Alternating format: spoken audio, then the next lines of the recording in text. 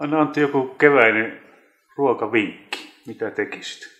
Mä tuossa pääsiäisen aikana tein tämmöistä porkkana sosekeittoa, jossa oli pääraaka-aineena siis porkkana ja sitten sulatejuustoa, kotimaista koskenlaskijaa.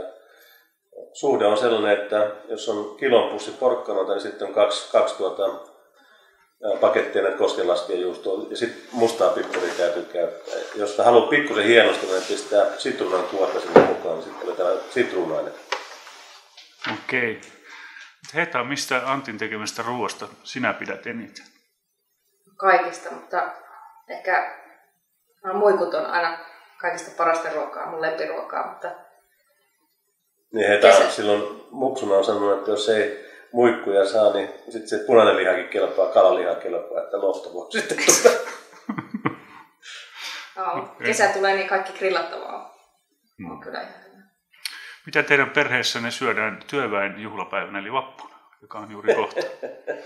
Makkaraa, kun ollaan keikolla. Mä oon tuolla Haminassa ja Kotkassa puhumassa silloin makkaraa torille. Illalla sitten ehkä jotain grillaillaan.